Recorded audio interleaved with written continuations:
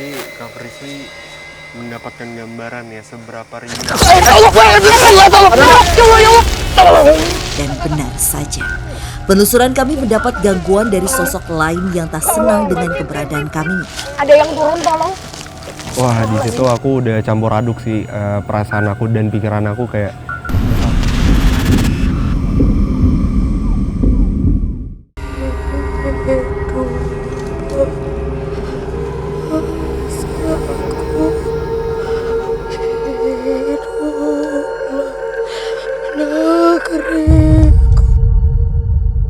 Tak dapat dipungkiri peristiwa kelam yang tercatat 9 Desember 1947 tak hanya bertumpu pada monumen Rawa Gede saja, melainkan terjadi di beberapa area yang tak jauh dari monumen ini. Ya karena di kali itu juga banyak yang dibantai maksudnya. Makanya ada titik-titik pembantaian di situ ada, terus di belakang pasar situ ya dekat itu yang paling banyak perempuan di situ. Lantas seperti apakah gambaran jelas dari peristiwa kelam pembantaian secara tragis di area ini? Dan di bawah, di sini, sekitaran sini, belokan sini juga Fasya, banyaknya tentara yang memakai atribut lengkap dan menodongkan senjata tajamnya dengan tatanan yang orang-orang kita pribumi harus menunduk, benar-benar harus bersimpuh, melihat dengan tatapan yang harus jelas dan menjawab dengan lantang di mana tokoh Indonesia yang mereka cari. Kalau nanya kan di kelompok ini, di mana Pak Lukas tidak tahu walaupun tahu, di mana markas tidak tahu, dibantai. Kita mungkin ke bawah. Ya, kita lebih mendekat. bawah. Ke bawah aja Fasya. Assalamualaikum. Astagfirullah. Pelan-pelan Kak. Iya. Residu energinya itu emang kayak sedih, ketakutan, full di sini pas ya. Betul. Terus juga kalau ini kan mungkin dilihat ya Fasya arusnya tidak terbaca ya, tidak terlihat. Tapi pada saat itu sungai ini dengan aliran air yang menurutku cukup deras dan mereka sengaja memang ditatan tuh seperti barisan-barisan yang sebenarnya dari awal kayak yang tadi aku bilang perasaan pasrahnya tuh ada. Tanpa ragu, perlahan Frisly mulai membuka memori kelam akan peristiwa pembantaian yang melibatkan sungai di area perkampungan ini di masa tersebut. Patung ikonnya yang menemukan dua buah hati kesayangannya, Adul dan juga Atung. Kalau kamu tanya di mana sang ibu menemukan anaknya dengan kondisi mata sebelah kanannya itu luka, itu di sini. Jadi di perairan ini dia bisa sadar dan tahu bahwa itu adalah kedua anaknya. Dengan baju yang sama karena luka tembakannya itu jelas banget Fasya berbeda. Adik dan kakak beda. Yang satu itu di bagian kepala di atas mata, di atas alis, dan yang satu lagi itu di bagian tubuhnya. Itu seorang ibu saking sayang karena turun ke kali segini, airnya deras ya susah carinya. Tapi ada berita hari Jumat jam 10 pagi di sana di Pasir Awi perbatasan desa. Disitulah si Atung bajunya nyangkut, ada patok. Ternyata pas diangkat masih berpelukan.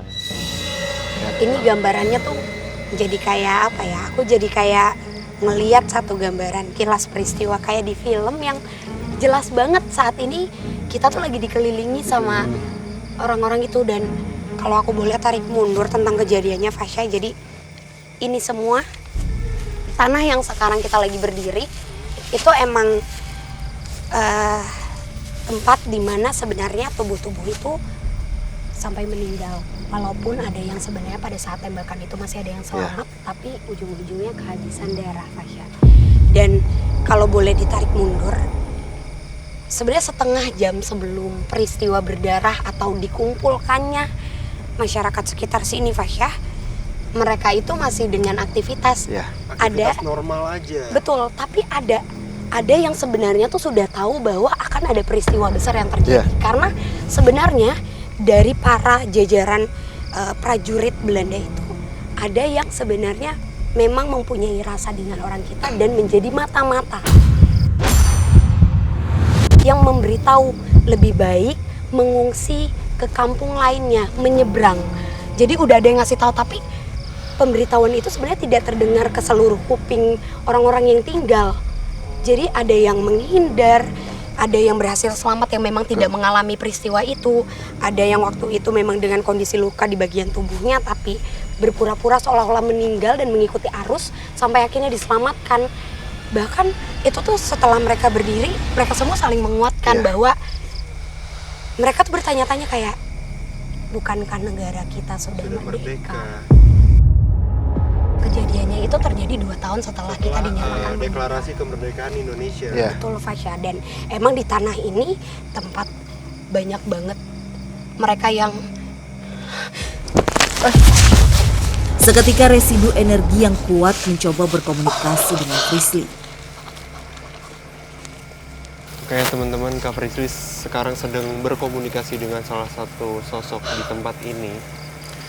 Jadi si Visi ini sedang apa ya bahasanya, memvisualkan pada saat kejadian dulu, Fas ya. Kesedihannya,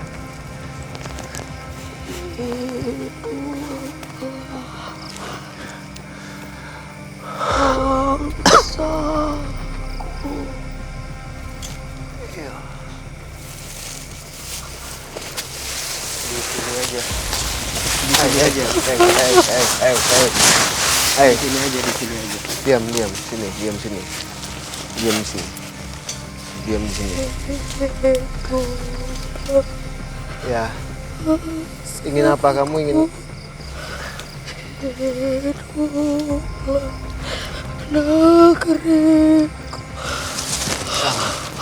Si sosok ini tuh menyanyikan lagu Indonesia Raya. Iya. Ku sudah menikah Ya.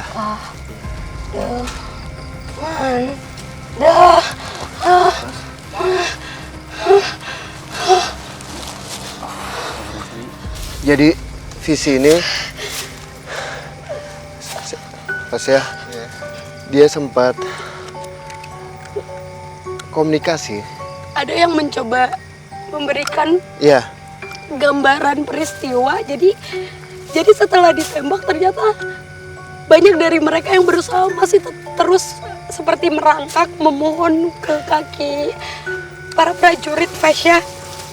Jadi mereka sampai memohon biar mereka masih bisa tidak sampai dihabisi. Banyak juga dari mereka yang tahu kalau istrinya memeluk anak kecil, anak perempuannya dipeluk, bener-bener ditenangin, ditutup matanya biar nggak ngeliat kalau bapaknya itu dihabisin. Dihabisin, dan sebenarnya lagi-lagi mereka bukan orang yang salah, Fasya. Mereka nggak tahu apa-apa. Mereka bahkan coba untuk menjelaskan dengan cara baik-baik kalau tokoh yang dicari itu nggak ada. Apalagi ada salah satu tokoh yang pada saat tadi interaksi antara residu energi yang ada di sini itu menyampaikan, Kapten Batalion, salah satu kapten yang dikenal sangat ditakuti oleh tentara pada saat itu. Beliau mencoba untuk mengevakuasi banyak pemuda, dipindahkan secara diam-diam, dimasukkan ke, aku nggak tahu ya, itu seperti ada gerbong kecil diisi dengan banyak jerami atau padi yang dikumpulin. Itu tuh ditutupin biar mereka masih hidup, bisa melanjutkan perjuangan. Tapi mereka tuh nggak kuatnya karena ngelihat kondisi yang orang-orang nggak tahu apa-apa, bahkan belum sempat jawab baru buka mulut Sudah langsung dieksekusi. iya. Dijajarkan pinggir kali ada 40 orang, ditanya satu-satu. Maksudnya kalau yang pertama ditanya di mana Pak Lukas, tidak tahu. Di mana, tidak tahu. Tembak dung, nyebur ke kali. Yang kedua kalau takut ditembak, bisa aja tuh di sana markas, bisa aja kan. Nah inilah jiwa-jiwa mereka, tidak takut untuk mati. Maaf tapi jenazah para korban itu lalu dibuang saja ke sungai, Kak Frisly Kananda. Jadi dihanyutkan di sini Fasya. Dan itu nggak pakai tangan ya Fasya, pakai kaki. Jadi kayak digelindingin, dipaksa digelindingkan ke bawah air karena arusnya yang besar tadi aku bilang. Dan kalau sekarang kita lihat ini gelap, pada saat itu ini semua berwarna merah. Kan Anda? Jadi emang pada saat itu Fasya. Seolah memecah kesedihan yang mendalam dan Ananda mendapat sinyal pertanda gangguan dari sosok astral lain di area kali ini. Sepertinya Kananda sedang berkomunikasi dengan sosok lain. Iya, iya. Iya. Iya, mampir. Iya. Lanjutin visi. Kananda, mungkin lebih ke saat ini setelah peristiwa tragedi besar itu terjadi dan perlu aku berikan informasi yang aku yakin ini 100% benar adanya. Penghabisan itu bukan cuma dilakukan oleh tentara Belanda, tapi ada campur tangan tentara Jerman dan mereka juga menghabisinya itu secara berkala, bukan cuma di tanggal 9 Desember di tahun 1947. Tapi ada tanggal lainnya, Fasya. Dan itu lagi-lagi kejadian khasnya terjadi di tanah ini ya. Ayo, visi cepat. Kenapa? Kakak nge-handle? Itu tiba-tiba ada suara air ya? Nggak, itu gede banget, ada pusaran air. Iya. Ada pusaran air di situ tuh. Jadi, Itu. ayo cepat. Jadi emang ada sosok yang sudah Mengincar kita. datang juga visi.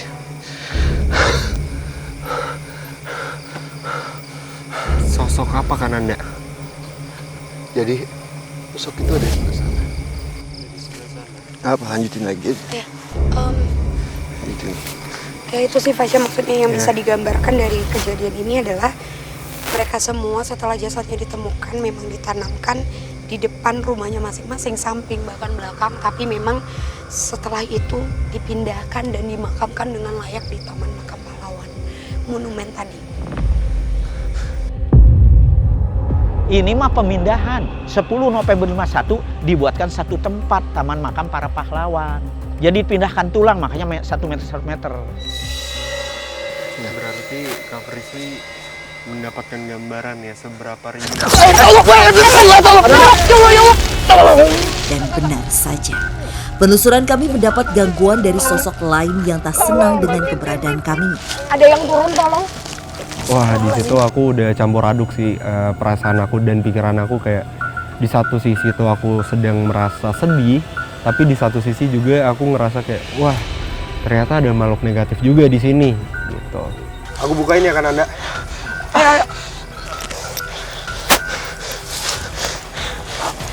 Pelan-pelan lah. Kananda. Kananda, sinian aja sinian. Jangan Takutnya bahaya, takutnya bahaya. Sinian. Tak terima mendapat gangguan dari sosok penghuni kali dan Ananda mencoba menetralisir gangguan tersebut. Ada Kananda. Situasi seketika mencekam. Kala dan Ananda terus terperosok masuk lebih dalam ke area kali ini saat mencoba menetralisir gangguan. Kananda. Sini kamu. Ajak ke sini aja Kananda, ajak komunikasi baik-baik. Nah teman-teman, sekarang Kananda sedang berkomunikasi dengan sosoknya sepertinya. Aduh, Kenapa kamu? Mau bawa aku ke dalam sini? Wah, ini rame banget dan ini kayaknya siluman deh Fasya, ini di luar dari makhluk-makhluk yang tadi kita coba tarik residu energinya. Diam. Diam di situ. Diam. Diam. Diam. Aman? Oh, bunyi. Pelan-pelan, pelan-pelan.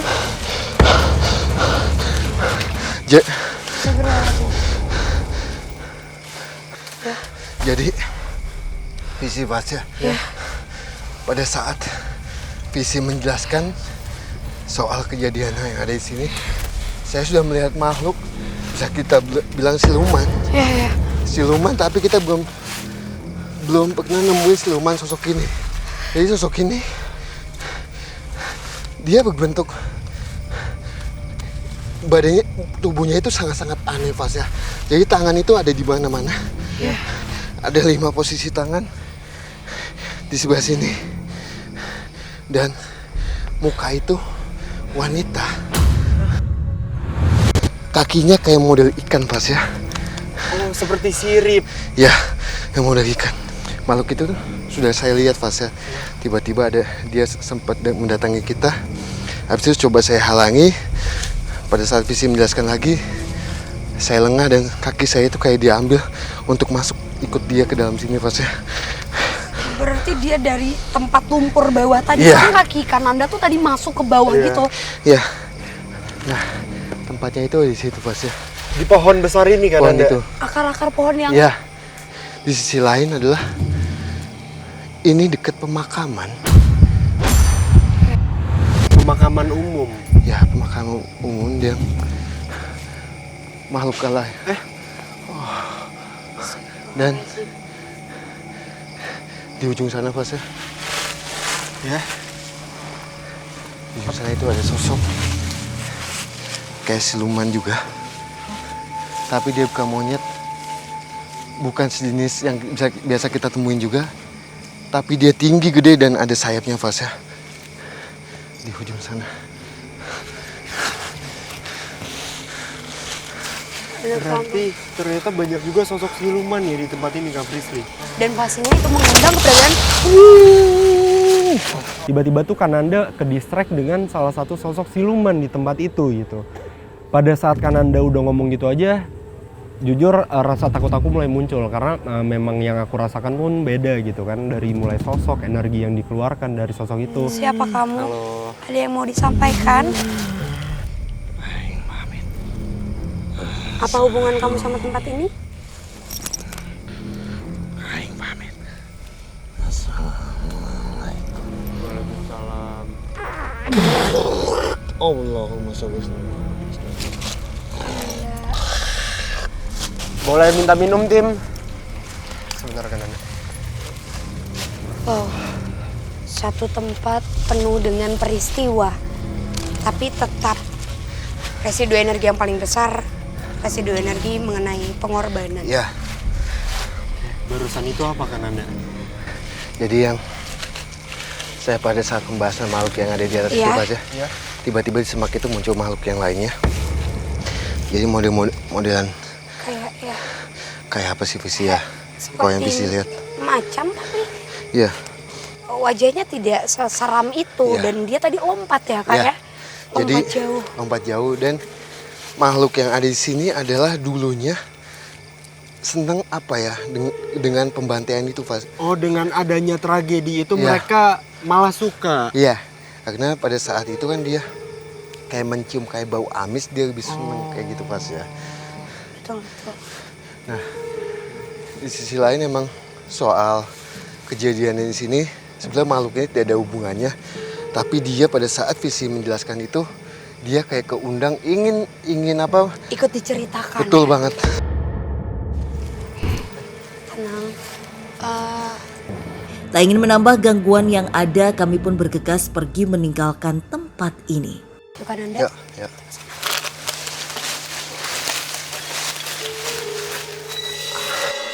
Kayak mungkin aku juga ada sedikit pesan untuk pemirsa semua yang sedang menonton acara ini, bahwasanya kita boleh berkarya, kita boleh hidup dengan bebas, kita boleh hidup dengan damai pada saat ini. Tapi ingat juga bahwasanya apa yang kita dapatkan pada hari ini itu berasal juga dari para pejuang ya pada zaman betul. dulu. Mau itu yang tercatat ataupun tidak tercatat, kita tetap harus memberikan apresiasi, memberikan penghormatan untuk para pejuang yang memerdekakan Indonesia ya Kananda, Kak Prisli. Dan mungkin cara paling simpel untuk melakukan itu kita menghargai orang-orang sekitar dulu ya, yang berjasa kepada kita, barulah kita menghargai orang lain. Betul. Nah, sebenarnya pada saat itu penampakannya seperti ini ya Fasya. Jadi dulunya seperti ini kan makam-makam yang sudah lama juga ya. Ya itu juga ada makam, mungkin bisa kita bilang makam paling tua juga ya Visi. Ini ya. Seperti itu. Nah, jadi memang kalau di zaman itu Fasya pada tahun itu dan setelah kejadian itu terjadi, kejadian tragis, banyak sekali jasad yang ditemukan memang sengaja dimakamkan di area rumahnya. Ya. Iya, tapi rumahnya memang tidak sepadat ini. Jadi antara satu rumah dengan rumah lainnya itu berjarak yang sangat lumayan ya kan Anda. Betul banget, betul. Dan rumahnya juga masih dengan seperti bilik-bilik kayu. Bilik kayu. Jadi lebih banyak seperti gubuk. Jadi emang pada saat zaman dulunya itu tempat tinggalnya itu kayak bilik-bilik kayu, kayak model-model kayak bukan kayak ini kan udah semen lah ya, tapi itu betul-betul full zaman dulu banget ya Visi ya. Jadi kayak buka pintu kita langsung los sama tempat untuk mereka istirahat. Jadi sudah tidak ada, sangat dikit tempat atau ruang untuk bersembunyi. Karena memang daerah ini, wilayah ini karena dulunya pemukiman sampai ke arah sana itu kelihatan sangat jelas peristiwanya. Ketika ada tentara yang datang, mereka mengetuk pintu rumah. Jadi kejadiannya itu emang sangat cepat. Banyaknya tentara itu seperti disebar untuk mencari Kapten Lukas. Jadi semua pintu itu diketuk, ditanyakan keberadaannya, tapi jika jawabannya itu yang tadi aku bilang tidak mendapatkan jawaban yang sesuai, maka langsung ditembak di sana. Lapor ke markas Belanda jam subuh, Pak Lukas dicari kemana-mana beberapa bulan, ada di Rawagede. Nah itulah, jam 1 malam udah 300 militer Belanda mengurung ini di letter O. Dibagi-bagi, ada 15 orang, 20 orang. Karena nggak kenal sama Pak Lukas, dibantai sekali nembak 30. Atau mereka memang sengaja mengumpulkan anak-anak laki-lakinya. Semua laki-laki wajib maju itu dipaksa keluar, dan mereka itu dijajarkan itu di lokasi kita tadi yang ada kali perairan itu, sungai, aliran air itu. Nah itu mereka dijejerin lalu pembantaian, eksekusi besar itu terjadi sih Fasya. Kalau di sini sendiri nih Kak Frisly, masih ada tragedinya juga nggak sih di tanah ini? Justru ini malah lebih banyak pemukiman masyarakat sekitar yang memang tinggal di tempat ini. Jadi memang masyarakat aslinya dulu, ya itu sih, mereka berkeluarga, mereka tinggalnya kan sekitaran monumen. Apalagi lokasi ini kan tidak jauh dari monumen ya. Ya. Dan di belakang kita itu dulunya Fasya adalah pemukimannya. Sebelum jadinya kayak kebun kayak sekarang ya. Jadi zaman dulu itu emang pemukiman, dan di sampingnya itu adalah sungai. Sungai tadi sebelumnya kita datangi itu. Aliran itu ya. Betul. Itu aliran. Jadi pada saat itu pintu diketuk dan ditanyakan soal Kapten Lukas, keberadaan Kapten Lukas, dia tidak mengetahui, langsung ditembak lalu dibuang di situ ya Visi ya. Iya, sengaja. Pokoknya dikumpulinnya itu di lokasi tadi kita. Mereka dipaksa untuk keluar, diarak dan dibariskan itu di lokasi sebelumnya. Itu sih Fasya. Oke, Kak Frisly, Kananda, sepertinya memang sudah cukup penelusuran kita pada malam hari ini, karena aku juga sudah mendapatkan banyak sekali ilmu dari penelusuran malam ini, bahwasanya banyak sebenarnya jatuh korban ya, bukan bahkan tuh warga sipil yang menjadi korban juga, orang yang tidak tahu menahu juga menjadi korban. Dan itu dari penjelasan soal tragedinya sih itu sangat amat memilukan sih untuk aku pribadi. Terus mendengar ceritanya juga yang sangat sedih, bagaimana mereka merasa takut pada saat itu, bahkan beberapa pun ada yang bangga, maksudnya bisa dikenang dengan cara yang seperti itu. Ini benar-benar menjadi salah satu penelusuran sangat berharga buat aku pribadi, karena dengan penelusuran ini aku pun menjadi tahu banyak fakta di tempat ini, dan juga tragedi itu terjadinya gimana. Oke, sebelum aku menutup acara ini, mungkin aku mau ngajak teman-teman semua, Kananda, Kak Frisly, semua tim juga untuk mengheningkan cipta terlebih dahulu, untuk memberikan apresiasi kepada para korban dan bisa kita sebut pejuang yang gugur di wilayah sini, dan juga mengorbankan dirinya untuk kemerdekaan negara kita, untuk kedamaian yang sekarang kita rasakan. Betul. Oke, mengheningkan cipta, dimulai. Tuntas sudah penelusuran kami malam ini, yang mana mengajarkan kami untuk lebih menghargai jasa para pahlawan yang telah mengorbankan tenaga, harta bahkan nyawa demi kemerdekaan yang kita nikmati sampai detik ini. Dan tetap terus mempertahankan kemerdekaan yang ada.